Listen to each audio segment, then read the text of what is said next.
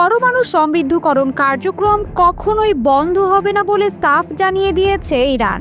CBS নিউজকে দেওয়া এক সাক্ষাৎকারে এমনই মন্তব্য করেন জাতিসংঘে ইরানের স্থায়ী প্রতিনিধি আমির সাইদ ইরাভানি। তিনি জানান, শান্তিপূর্ণ জ্বালানি উৎপাদনের লক্ষ্যে এই কর্মসূচি আন্তর্জাতিকভাবে বৈধ এবং এটি ইরানের অধিকার।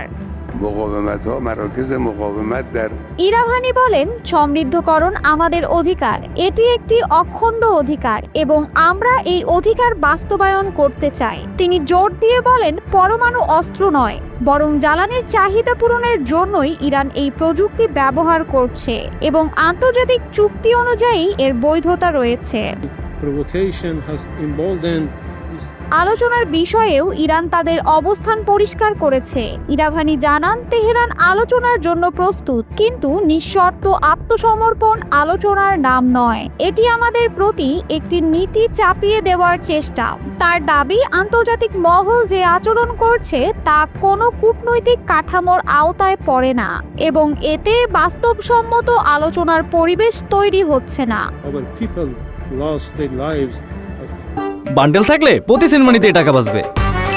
বিকাশ সেনমানি বান্ডেল কিনে জিতুন প্রতি লেনদেনে। তিনি আরো বলেন, সাম্প্রতিক হামলা ও উত্তেজনার পরিপ্রেক্ষিতে ইরান এখন কোনো উচ্চ পর্যায়ের বৈঠকে আগ্রহী নয়, বরং প্রেসিডেন্টের সঙ্গে আলোচনার জন্য কোনো অনুরোধও নেই। বর্তমান পরিস্থিতিকে তিনি আলোচনার অনুপযুক্ত বলে মন্তব্য করেন।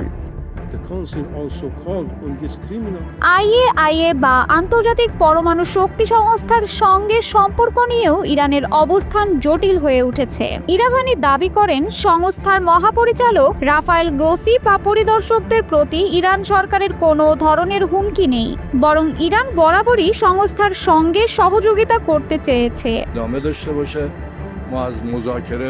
তবে বাস্তবতা হলো, বর্তমানে আইএই এর পরিদর্শকরা ইরানে অবস্থান করলেও তারা দেশটির পরমাণু স্থাপনাগুলোতে প্রবেশের অনুমতি পাচ্ছেন না। কিছু ইরানি কর্মকর্তা অভিযোগ করেছেন, এই পরিদর্শকেরা ইসরায়েলের হামলাকে সাফাই দেওয়ার পক্ষেই বেশি কাজ করে যাচ্ছেন, যা তাদের পক্ষে গ্রহণযোগ্য নয়।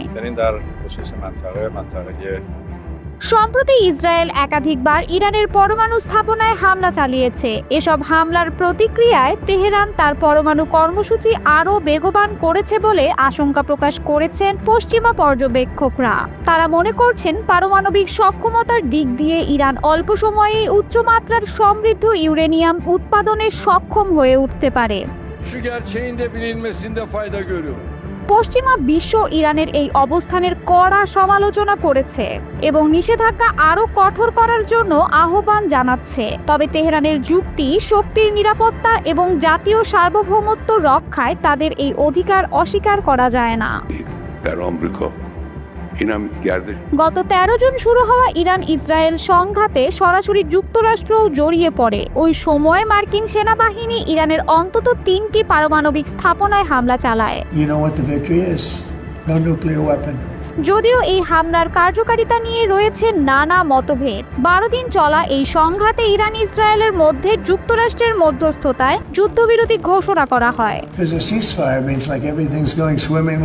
এই প্রেক্ষাপটে ট্রাম্প দাবি করেন, তিনি ইরানের ওপর থেকে নিষেধাজ্ঞা তুলে নেওয়ার উদ্যোগ নিচ্ছিলেন। তবে তেহরানের পক্ষ থেকে রাগ, ঘৃণা ও ক্ষোভ আসায় সব আলোচনা বন্ধ করে দেন তিনি। তার ভাষায়, নিষেধাজ্ঞা শিথিল সহ অন্য সব কাজ বন্ধ করে দেই। ট্রাম্প এখন আবার ইরানকে আলোচনার টেবিলে ফেরার আহ্বান জানাচ্ছেন। তবে তেহরান জানিয়েছে তাদের কোনো আলোচনার পরিকল্পনা নেই। এই অবস্থায় পারমাণবিক কূটনীতি কোন পথে যাবে তা নির্ভর করছে আন্তর্জাতিক শক্তিগুলোর অবস্থান ও ইরানের অভ্যন্তরীণ রাজনৈতিক কৌশলের উপর। আপাতত ইরান যে তাদের পরমাণু কর্মসূচি থামাবে না, সেটাই সবচেয়ে স্পষ্ট বার্তা।